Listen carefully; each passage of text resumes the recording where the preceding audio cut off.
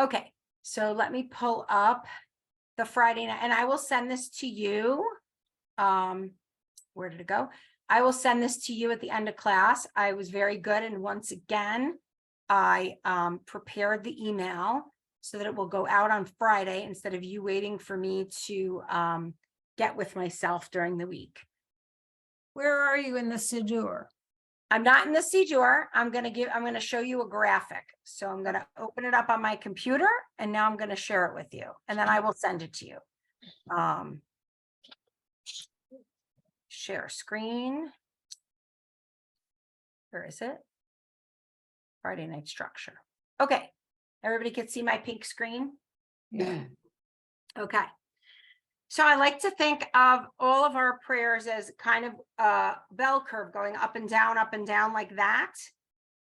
And so you'll notice when I do other structures with you, there will be an up and down. But this one has an up, and it kind of comes down, but it never really comes down, because we have our Kabbalat Shabbat, welcoming the Shabbat, all the Psalms, all the beautiful melodies that we sing, right? Which one of the last ones is Lecha Dodi, right? That's how we start the service. And then there's a little Mishnah study or the rabbi sermon, followed by a Kaddish, then Mariv, which is the heart of the heart of the prayer part of the service. And then we have a couple of concluding prayers, and that's it. So it's not like there's no repetition to the Amida. There's none of that. Saturday morning, bless you. Saturday morning, you'll have a repetition to the Amida, which is also sing-songy, that sort of thing. And you kind of are coming down off of, I feel like the silent Amida is your time with God, right? Your time to say, think, whatever it is that you're doing, whether you're thanking God, whether you're requesting from God, whether you're sitting there thinking about your week or not thinking about God. That is, it's the most private. And I think it's the top of that mountain, right? If we talk about mountain. And so during other services, you have a repetition of that where you can kind of come down off of your very intense prayer. Friday night, we don't have that. We just kind of finish it up and we're done. So we're going to start here. Aleinu, Kaddish, and Yigdal. Let me unshare or stop share, they call it. Okay. Now,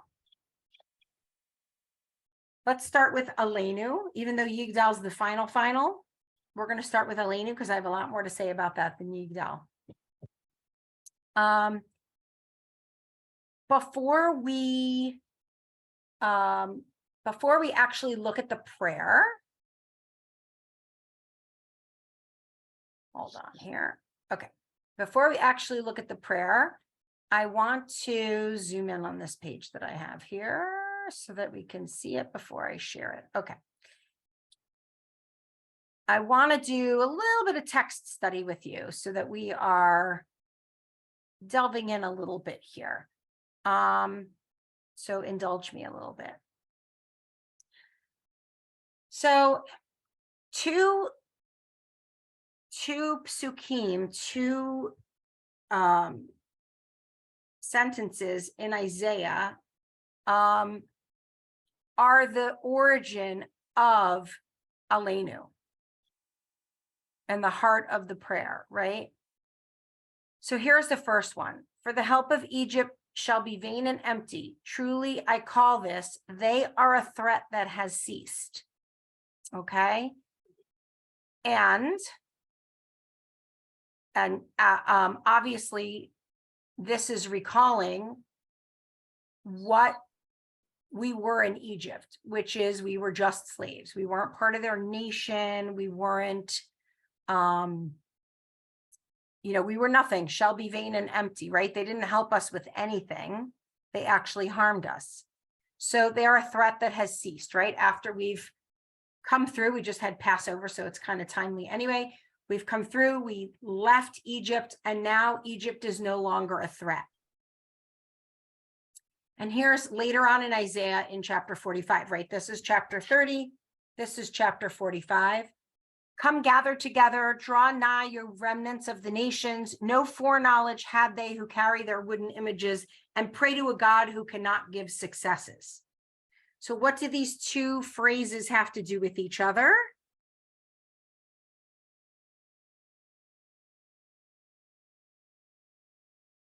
We're talking about other nations, right? We're not talking about Bnei Israel. We're talking about the influence other nations have on us, as opposed to who are we internally, right? Who are we, Bnei Israel? So that those two gave way to the original text of Aleinu, which included this. It is our duty to praise the Lord of all. Well, let me just take one step back. Aleinu is basically praising God, right? We are, the first sentence of Aleinu is, Aleinu l'shabeach l'adon hakol. It is our duty to praise the Lord of all, to praise the creator of the universe, right? So, for he has not made us like the nations of other lands, nor like other families of the earth. He has not made our portions like theirs, nor our lot like others. For they bow down to vanity and emptiness and pray to a God that cannot save. We bend the knee, bow, and give thanks before the King of Kings, the Holy One, blessed be he.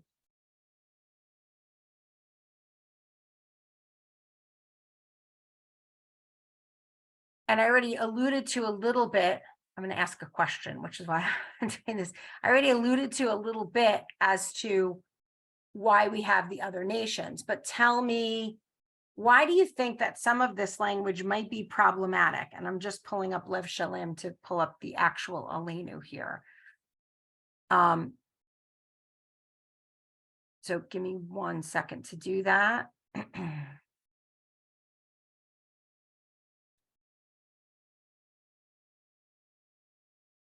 Come on, don't make me scroll. Okay, make me scroll. Hold on 1 second, because this is the end of the service, so I have to scroll. Where's Aleinu? Problematic for us as Jews or problematic generally? I would say both. Here's the text of the Aleinu today, and I don't know if I could do this side by side. I'm not that talented here on the Zoom. But here's the text of the Aleinu, and let me. So we have a lot of the same stuff here. I'll let you read it, and then I'll see if I can. If I do this, do you only see half the screen? No, you see the whole screen. Let me do the screen share where I'm sharing my screen, not my, there we go. Okay, let's do that. Okay, so now if I do this, you're seeing the half, right? Oh, No, one's on top of the other. Yep, I'm fixing it. I'm thinking I'm fixing it. I'm hoping to fix it. There you go. yeah. Yeah, Just make this a little bigger.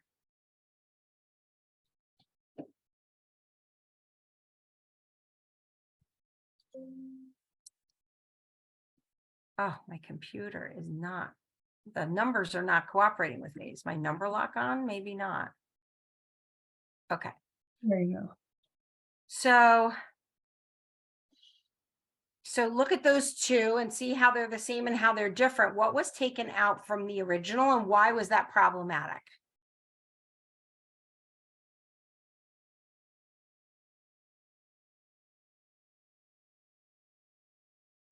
They took out the creator of the universe. I mean, I don't know if that matters. It just mentions creator. Yeah, that's in the Lev Shalem translation, by the way. It's this sentence they took out. For they bow down to vanity and emptiness and pray to a God that cannot save. So tell me why you think that sentence is the problematic sentence that they pulled out, and why would they have pulled it out? Well, it makes us feel as though we are superior to other beings, not just different, but superior. It's very elitist. Right, right. So Originally, the Aleinu wasn't originally part of our liturgy. The Aleinu came around in the time of the Talmud. And I'm sorry, I lie. The Talmud came around in the time of the Maccabees. During the time of the Talmud, this was the phrase that I'm just trying to see who of the many people that like to persecute us. The Prussians, at the beginning of the 18th century, the Prussian government censored the prayer book and didn't allow us to have prayer books because of this sentence. Because they said, well, if you study this, then you think you're better than us, and nobody's better than anybody else. And truth be told, when we only had a Torah and we didn't have Christianity or the other, or the Muslim religion, which all comes from a monotheistic society, maybe we were the best nation out there. But now there are other nations that believe in monotheism, and why should we be better than the others? So, so they changed the Aleinu prayer to take that out when we finally got our prayer books back, because they realized that this isn't the society that we want to be in. And I like to point to this when I talk to people that are much more religious than I. Maybe they're Orthodox or Haredi, and they are, well, the letter of the law and the letter of the Siddur and the letter of the Chumash is what we follow, right? And so that's what we do. And we don't mix wool and linen, and we don't sleep with our brothers and things like that. Or brother on brother, or anything like that. And I'm like, well, then why'd we change the Aleinu prayer? Like, if that's the way it's supposed to be, why'd we change it? By the way, why do we have the Aleinu prayer? Because it didn't come around until after all of the books were written. All 300 books of Chronicles and all that. There is no book of Maccabees, right? There's just, teachings. So that always stumps them. But, that's usually my rhetorical, thing too. We can change. We can realize that what we thought was incorrect, or how not that it's incorrect. That's a bad way of saying it, that what we thought was harmful to us or other people, and that we can change. So. Sorry, and who removed it, like, from the text officially? When you say they. Who removed it from the text? Let's see. Hold on. Let me read.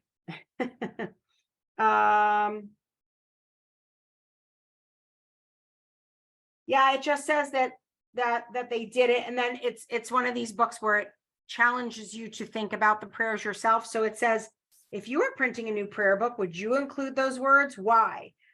One of the freedoms guaranteed by the U.S. Constitution is free exercise of religion. So why couldn't we include that? Right? Asking all these questions doesn't really give the exact history of that. But you say it was taken out at the time of the Maccabees? No, it was created at the time of the Maccabees. It was taken out at the beginning of the 18th century. Right.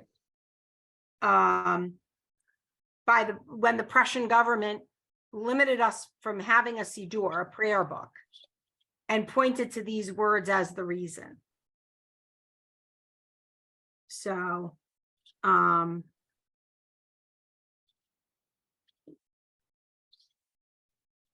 yeah, there's a very whole interesting thing here about during the Crusades and most of the Middle Ages, these words were also held as evidence of Jewish prejudice and slander against the Christians.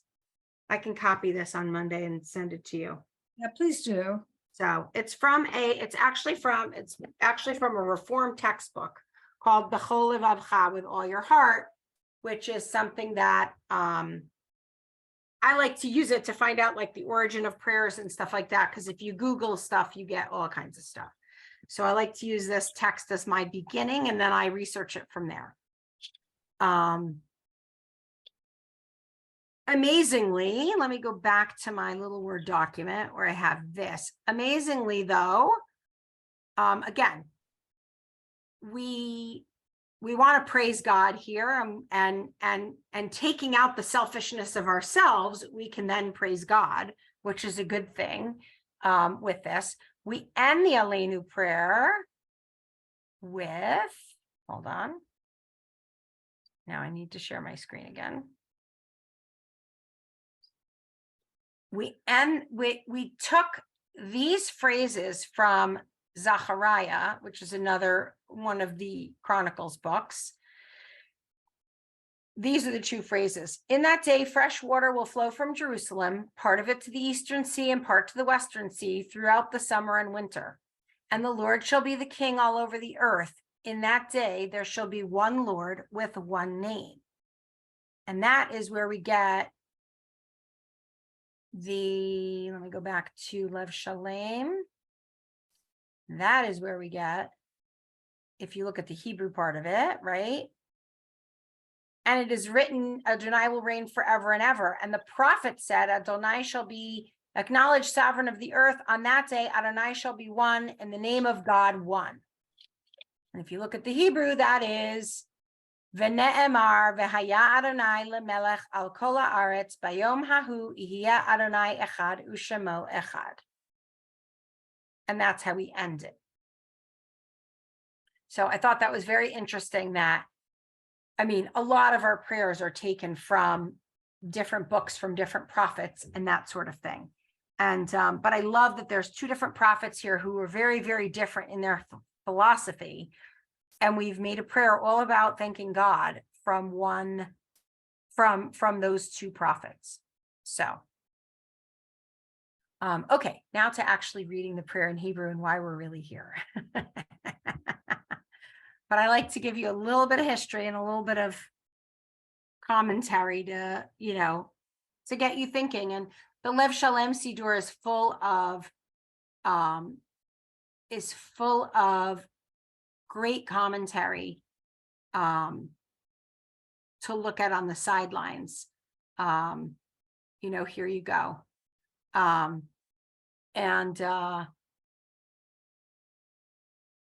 And to be able to read it, if you're board in services, which is nice. Lymor, Okay.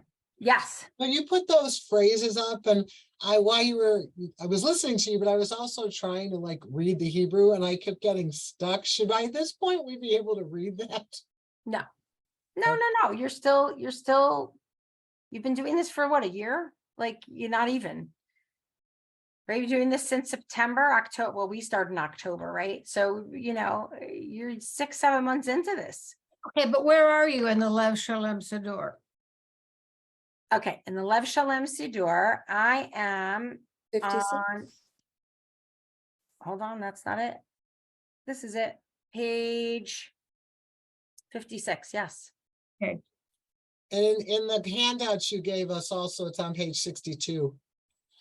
If anybody's going from those. Well, I've got the Siddur, so I like to. Okay.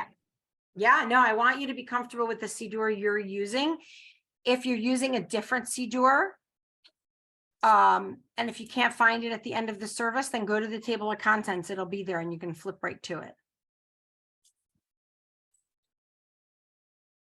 Oh, Lymor, I had another question before you start, because Yeah, I'm ask. looking and I'm seeing, so we've had several, because of the Israeli independence, had several events at my temple this week, including tonight. And I was talking to my cantor because I've really been trying to follow the service more, and I have problems because they tell you the page, but they don't tell you the line. And if I don't know where they're starting, I'm not fast enough yet. I can't pick it up. Right. And she was telling me that in the Siddur, there's markings, and I'm wondering that show you the beginning of a prayer, if that's what that red marking is that I'm seeing on the See page. this here, this little triangle? Okay. Yeah. That's the marking. So you Oh, just okay. look for that, and that's probably where they're starting. Okay, I didn't know what it looked like, so Yep. okay. It's this little thing. These guys over here, and we'll talk about this in a minute. These guys over here, this little Yeah. symbol is a Uh-huh. person bowing. Oh, That's when they want you to bow. whoa. Oh, okay. Why? Is there a reason to bow there? Yes. We're gonna get to it, but yes, Okay, and because and that's so- Va'anachnu, I can see that's that. Right. Okay, right. right, and you bow and So- bend the knee. So if Okay. I just go to any page, which now I'm going to give you, a stroke again. So here you are. This is the Amidah, right? Let's go to the Yeah. Amidah, Okay, right? I keep Here it. you're bowing. okay, Blah, blah, blah. You get to the next paragraph, you bow again, right? okay. So that's what that's showing you. And then I always wondered why people were doing that. there you go. There's always, there's usually a reason. It's usually, and here's Modima Nachnu Lach, right? There's, this is not a bend at the knee and bow at the waist. This is just a bow at the waist, but it's the same symbol. It's just giving you a, an idea of when to bow or whatever, and we can go over that too. I was looking for another triangle, sideways triangle, or it is a triangle. Here's one. Where they might say page whatever, and you'll come in here and this is where you're at. Okay, So that's the good thing. And in the Seam Shalom, it was a box, but it was a box that was the same color. It was a black box, so you had to look for it. It was a little harder to find. thank So they you. made this one red and made it a triangle so that it indents the beginning and all of that. So let's read this. Let's remember what I said about when we read things in Hebrew that we kind of know rote by heart, it sometimes is difficult. It might be more difficult than reading something you didn't know because you're used to reading it a certain way and you've got some vowels that the A versus the eh and that sort of thing that, again, sound that when you're singing it, sound like an eh, but it's really an A, right? And things like that. So let's just be conscious of the vowels and things like that as we go along, and I'll correct you as we go along, and we'll go from there. Okay. We'll start with Aleinu leshabeach. And remember, this is the perfect example of the rule of when you have a chat with a line under it and the consonant before as a vowel under it too, you switch it. So it's be'ach, not be'cha. Okay, it's one of the exceptions we learned at the end of last semester. So this is the perfect example of it. Aleinu leshabeach la'adon hakol. Jamie, let's give that to you. We'll start off there. Aleinu leshabeach la'adon hakol. Latet gedula leyotzer bereshit. Barbara.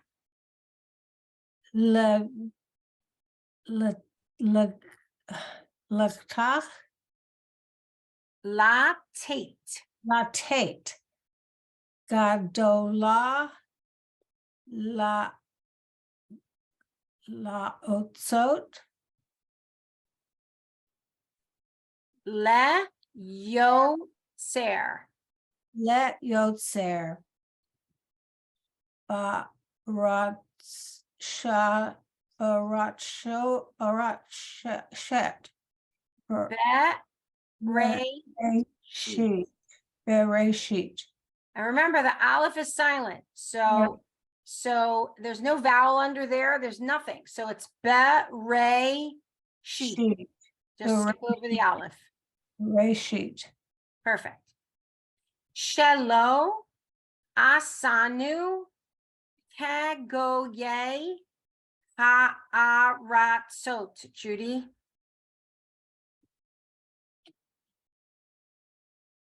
You're muted. All good, all good. What? Shalo, Asano, no, no, asa no, bag, bago, yay, that's not right though. Yep, What's that word? Legoye is right. Oh, okay. Ha'aratzot. Yep. Kegoye, not Legoye, but yes. Perfect. Velo samanu kemish pechot. And again, remember, you've got two shvas next to each other. So it's ke, mish, pechot. And you know what I'm noticing here as I'm reading this? I never noticed it before, probably because it's never Right. this big. Do you see under the ke and the pe, It's larger, the shvas are bigger? Why do you Yeah. think that is? because you sound those and the You other. have to one's higher. pronounce those. I never noticed that till now. My And they're more mind's like blown. diamonds. So ka mish pechot ha'adama. All right, Marcy. Velo samanu kamish patak,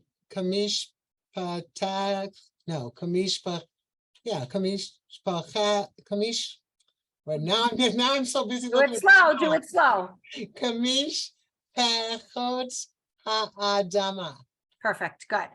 Shelo sam chelkenu kahem.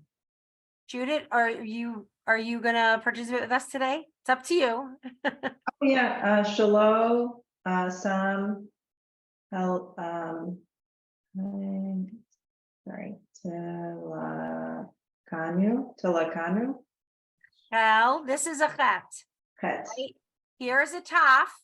Mhm. Here's a chet. One has the tail and says ch, and one doesn't, and is ch. So this is without the tail. It's chel. Chalakanu, Kaheng. Yep.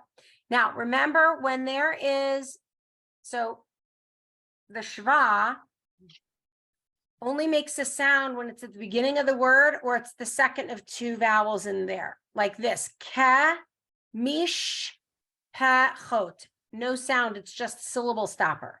So same thing here. Chel, syllable stopper, kenu. So when it's in the middle of the word, except for when there's two together, but when it's in the middle of the word, it's a syllable stopper. So I'm going to find another one on this page so we can do it. Where is it? Here's another one. Por im. Uh-huh. That's how it is. Okay, perfect. Okay. Vegoralenu kechol hamonam. Notice the kamatz, which is the little T vowel that makes the ah sound or the ah sound. Notice how it's different here from here or here. It's a little bit bigger.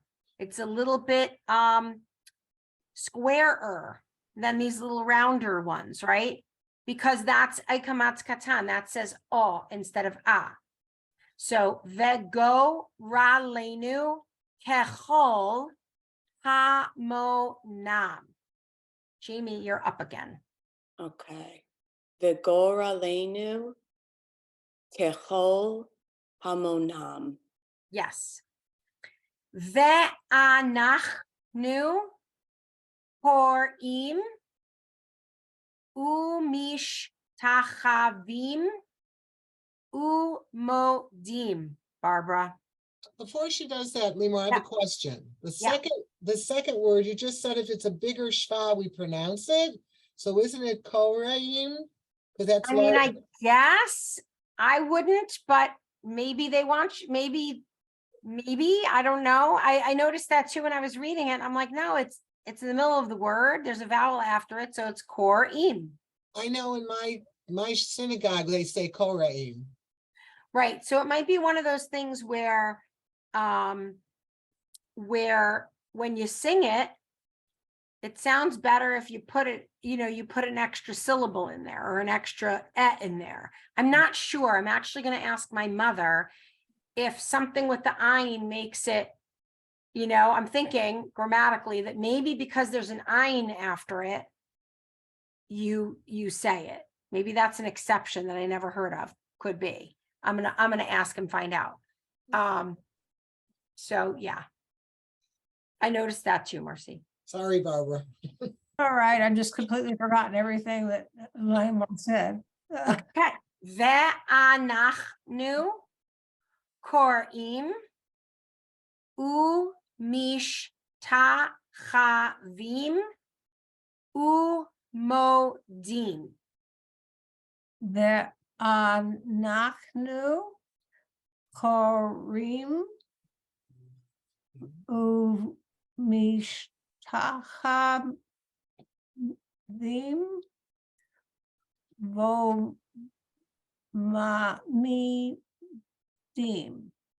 Umodim. Umodim. Yep, perfect. Okay, so this is where you bow, right? So what you have, we always say "V'anachnu korim umishtachavim umodim." So I'll tell you something. I can do that. You can do that, right? I said it's harder to read it than it is to do it by rote. It is. I know, I warned you. The interesting thing about this and how I learned this, which seems to not be the practice of the general synagogue, which I find interesting. The word ve'anachnu means and we.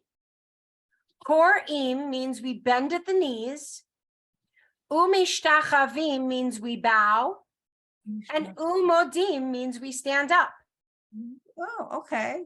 So what that means is that we would bend our knees when it says to bend our knees. We would bow when it says when to bow, and we would stand when it says when to stand. But in reality, people start bowing and bending their knees at the word ve'anachnu. Yep. When you look at synagogue. That's right. You know, and I asked my husband and he's like, well, that's how I was taught. You start bowing then, so that you're bowing by the time you get to the word mishtachavim, you're bent over. And we're already standing because we stand for the whole prayer. Right. So it's the difference of, here we go. Here's going to be the aerobics, right? How I do it is ve'anachnu korim umishtachavim umodim. How everyone else does it is ve'anachnu korim umishtachavim. It's just a little different. To me, I'm like, hey, it's like a prescription. You know exactly when to bend your knees. You know exactly when to bow. Why isn't everybody doing it? It kind of is one of my like things that, I don't know, it's not a pet peeve because I don't care, but it's one of those things that makes me go, every single time. Every single time. Yeah, Well, that's the my way I was synagogue- taught too, that you bow in the beginning. Yeah, mine was you bow at the bow symbol and then lifnei melech, you lift. That's Yeah. when everyone then stands. So the one thing I do know that I do remember is when you say God's name, like when you say the word melech, you have to be standing at attention. Like you must be back in your stand at attention mode at the word melech, which means king, right? Because what this says is we are bending at the knee, bowing and standing before our God, before our King, the King of all kings, the Holy One, blessed be He, right? That's what that sentence says. So it's like, this is like the heart of the prayer. Like we are bowing to you. You are the King of all kings. You are the God of the universe, and the holiest of all. So, so you have to be standing by the time you get to the word melech, which is the king. So anyway, that's how, All right, so let's go on to the next sentence. Lifnei melech malchei hamlachim. And again, this one also, Marcy, is bigger, but I wouldn't pronounce it. Hamlachim. But again, I think when you sing it, Lifnei melech malchei hamalachim, right? You would say it when you're singing it. So maybe they're doing it again for the consensus of who's going to be reading this, which is the people singing it, as opposed to the Hebrew readers, right? Which is Right. okay. And again, there are so many times where I hear people saying things, singing things that are a little bit off, because that's just how they learn them. When we get to Ashrei, which is going to be in, I have to call you back in a minute. I'm in a class. we're going to be doing Ashrei. Sorry. That's okay. Right My after. Reynolds hot water tank just went. Oh, He just gosh. texted me pictures. You need that when it's cold out. Yeah, especially Freezing. after a new furnace and a roof. Oh, well, go on. I feel like all of the home appliances like to band together, and they all go do. at the They same all time. go at the same time. Yeah, it's good. After Shavuot and Memorial Day, we're going to do Ashrei, and there's 2 points in Ashrei which are totally things that are done by rote, that you will know that they learned it by rote and not by reading the Hebrew. And I'll point those out to you when we get there. But so this could be one of them too. Okay. So the general rule with the Shva is if it's followed by another vowel, it's silent. It's just the syllable stopper in most cases. If it's followed by if it's in the middle of the word, it's a syllable stopper. If it's at the beginning of the sentence, you utter the eh. Yeah. Except for when you have 2 of them together, like this one. The first one, you know how in English we have 2 vowels. The first one does the talking, the second one does the walking. In Hebrew, the first one doesn't do anything, and the second one's the one that speaks. As my husband likes to say, the first one's usually the guy, and the woman trailing after him is the one who speaks. Is the Shva ever at the end of the word? No, No. So it's beginning. very rarely. Only like here in Baruch. It's only in Baruch that I've seen it. It could be in other words, but it's just making you kind of stop. Baruch. It's a word. Don't. And again, maybe because it means, it means holy, means blessed. I don't know. Okay, so here we are. Shahu No, the no line before, te. the line think- before. The line leaf nay. Oh, here we are. Melech. Lifnei melech malchei hamlachim hakadosh baruch hu. Leaf nay melech malchei hamlachim hakadosh baruch hu. Okay. Shehu noteh shamayim ve'yosed aretz. Who's up? Judith, are you up? Judith, are you up? Shehu, Vore, No, this is a nun, right? Nun. Those yes, are things that are confusing versus a bet, right? Nore, is it, no, No, say, all No te. right, no te. Okay. Sham, Shamayim, Veyomed, Spade. Veyosed, Are. Perfect. Here's the samech. Here's the mem. And here's the mem sofit. All very similar with teeny little, the mem is square. The samech is rounded on the bottom. That's really the difference. And the mem's always going to come at the end of the word. So very subtle differences, but differences nonetheless. U moshav yekaro bashamayim mi ma'al. Judy Schwartz, I think we skipped you. It's okay. Umoshev. Yekaro basamim mi Bashamayim. amayim mi ma'al. Yes. Ushchinat uzo begov hey. See that kamatz katan there? Begov hey mero meme. Jamie, can you handle that one? Ush, he, not.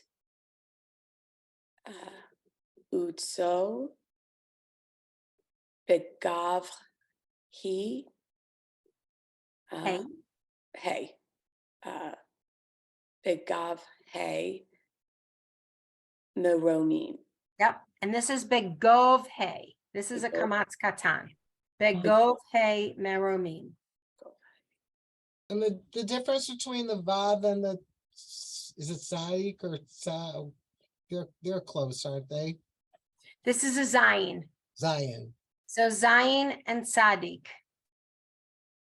And that looks like a Vav, except it's not round on the top. There's just a teeny little tail, a little tail on the top, kind of like a Dalit has that extra little hat on the back. So does the Zayin. Here's the Dalit has that little extra hat on the back of it. And so does the Zayin. Z. Uzo. Okay. Who? Would you mind recapping the Kamatz Katan rule just very quickly? Yep, the Kamatz Katan says "o" instead of "ah." Okay. That's it. And so And it's there's really no way of knowing it unless it's pointed out, unless it's put in a different font in the Sidur or in the Chumash or anything like that. So those of you that are going to go on and study to read Torah, make sure you get yourself a tikkun, which is the, I don't think I have one here. It's in a box. Get yourself a tikkun, which is the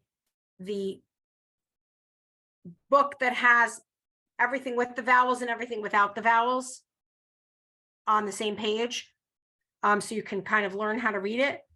Get one that has a kamatz katan, that it will point out the kamatz katan. Otherwise you won't know. And you'll get to shul and you'll start reading and then they'll correct you.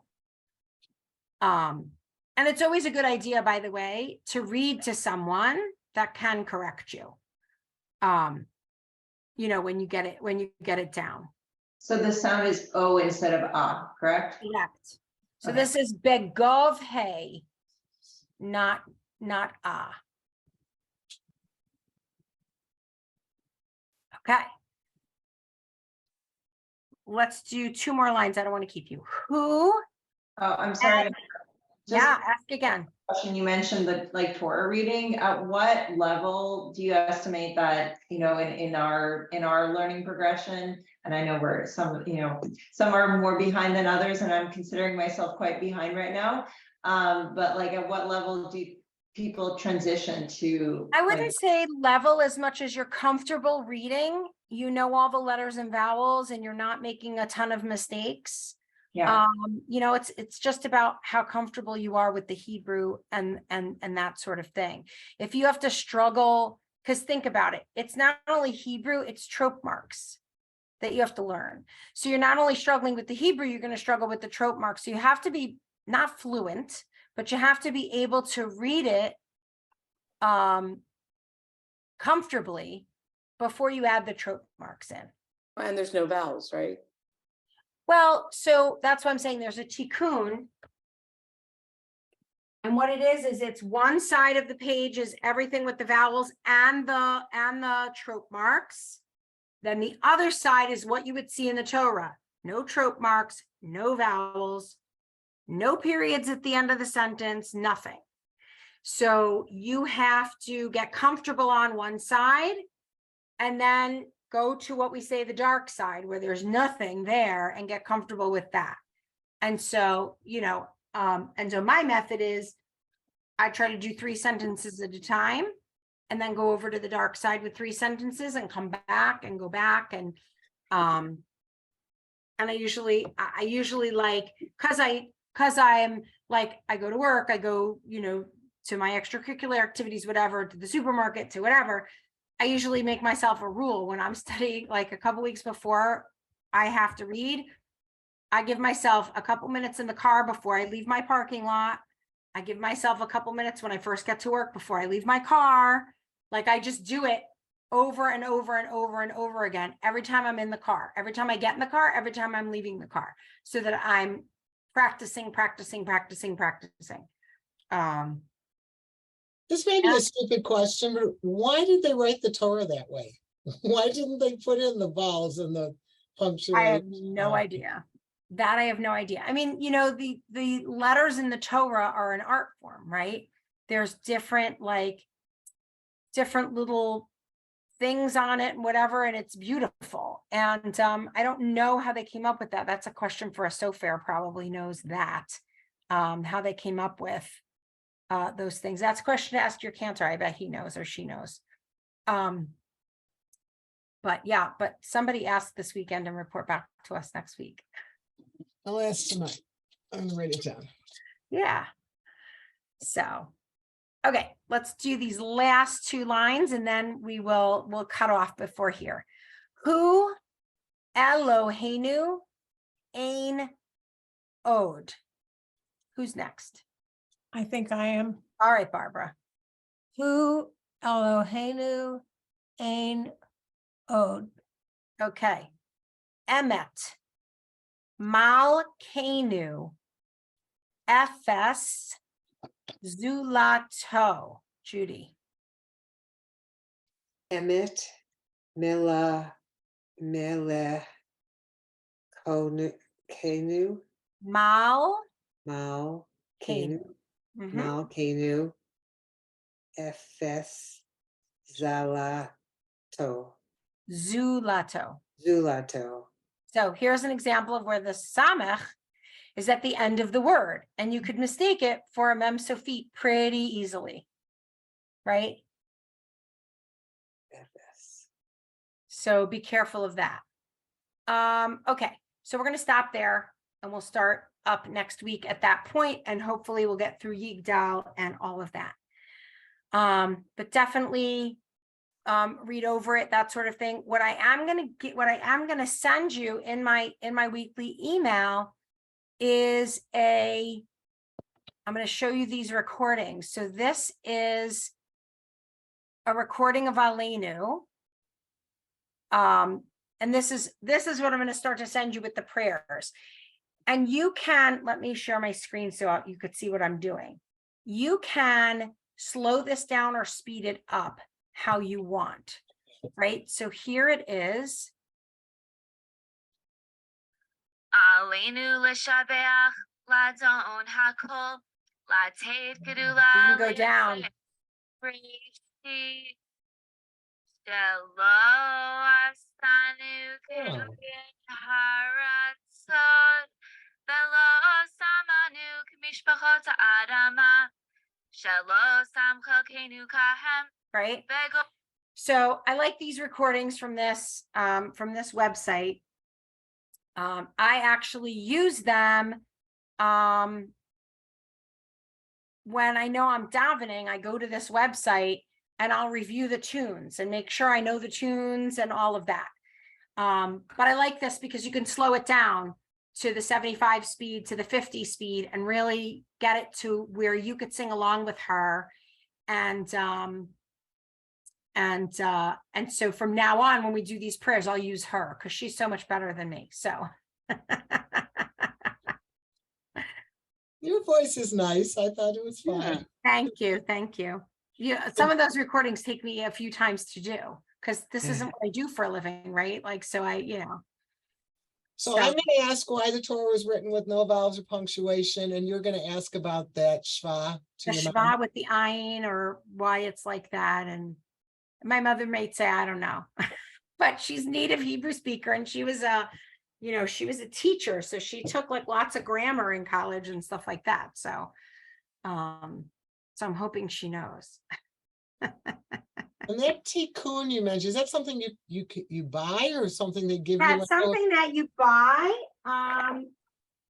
They have it in a shul for you to borrow, probably. But no, this is not it. There are Maybe boxes. the shul's library has it. Yes. Yeah, I'll ask. Yes. I'm just I happen curious to use- what it I looks like. happen to use an online tikkun sometimes. Let me show you the online tikkun I use. It's called Beverly Hills Chabad Read Torah or something. Here, learn to read the Torah online. And so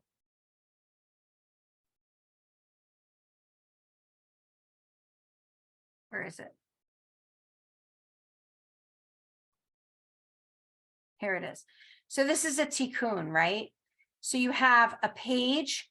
Here is the vowels and all of the markings. And here is what it looks like in the Torah. So remember how I told you in the Torah, there's fancy stuff here, right? So, so this is what I usually will cut. Well, I will like do a screenshot and print this psukim I need to do. And I'll fold it in half down the middle, and I'll do the light side, and I'll get that right, and then I'll go to the other side and do that. The dark side, right? Call it dark side, and do that.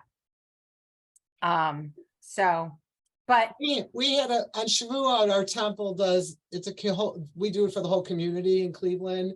They study from like 6 in the morning, 6 at night until like 5 in the morning the next day. And last year they did one of the courses was they actually stretched out and opened the entire Torah.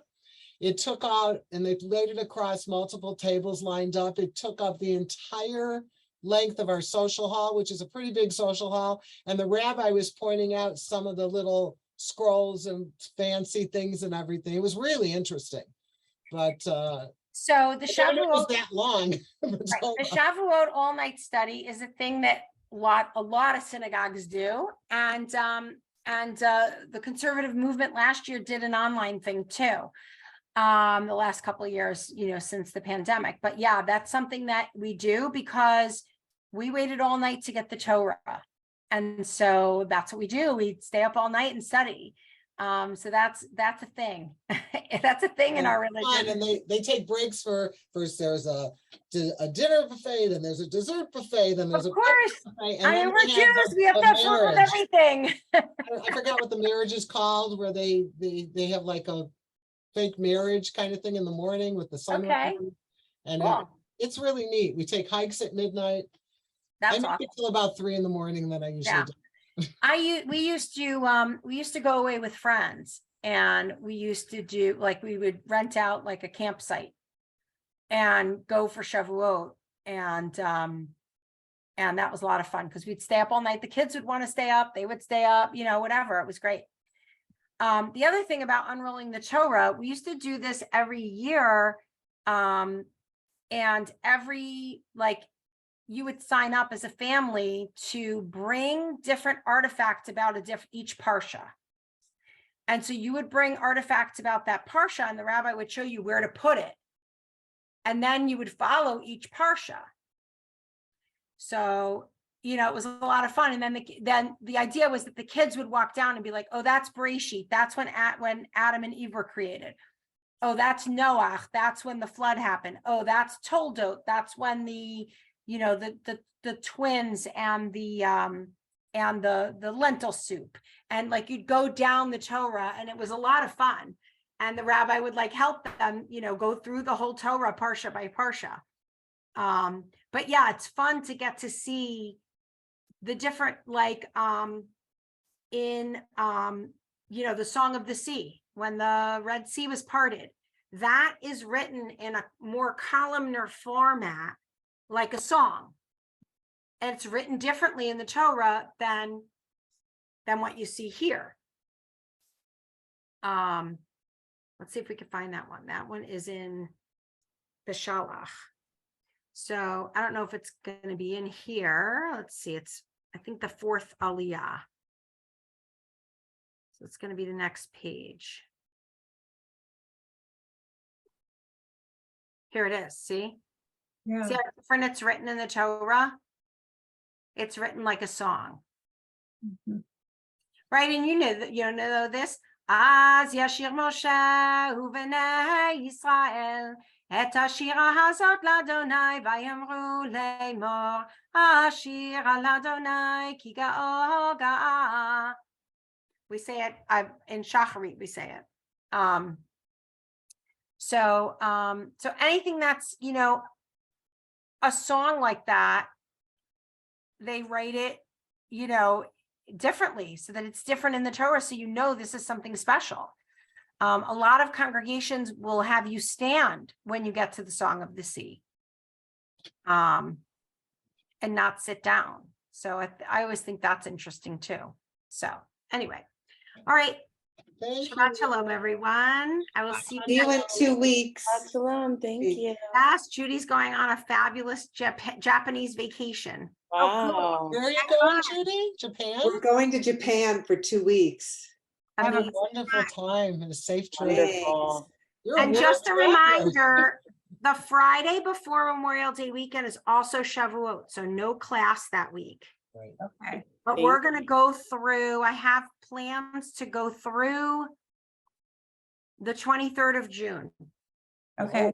And if we need it, we can go longer. It's totally up to us. I definitely, when we get into Friday night, which we're starting to, I want you to start to look at the Psalms on Friday night that we do for Kabbalat Shabbat, and let's pick a few to do together. We can't cover all of them, so let's pick a few to do. If they're your favorites or whatever, and if you don't pick them, I will. So whatever. Okay. I hope we can do the Ashrei. That drives me crazy that I cannot do that. And they do it so fast. And the kid in our temple, the kids come up to the bima and they rattle it off like it's nothing. And then the congregation answers and they go so fast. And my Right. goal is someday to be able to do that. If that's So here's what I have in the schedule. Okay. I have, like, today, Friday night structure, Yigdal, Aleinu. We didn't really get to through Aleinu and Yigdal, so we'll put that off till next week. We'll do Shamru and Lechadodi. We'll go over the Chatzi Kaddish and the Mourner's Kaddish, and that'll be a quick one because I know we've already done Mourner's Kaddish, right? So Mhm. that'll be a quick one just to tell you the difference between the Kaddishes and why do we do Kaddishes and why are they there and all that. Lechuna Ranana, which is part of Kabbalat Shabbat. Then we come back from Shavuot. I figured it's a good time to do Ashrei and Adon Olam, two prayers that aren't necessarily Friday night, but that we want to learn them. So I figured we'd kind of jump there after our no class. It'd be a good time. And then I said class to pick a few Psalms for Friday night, and we'll do those. But if there's anything else you want to do, let me know, because that's the last 4 weeks. That's basically what we're going to do, is whatever you guys want to do. We did, this is my little note. We did the blessings to go up to the Torah, right? Yes. Yeah. Okay. I wasn't sure if I did that with you guys or not. Okay, perfect. Because that's something I want you guys to have. I always want you guys to have the Mourner's Kaddish. I always want you guys to have Kiddush. I always want you guys to have the blessings to go up to the Torah. Because I think as Jews, even as the most non-practicing Jew, those are the three things you're going to get to do. You're going to get to do, or you're going to have to do in your lifetime.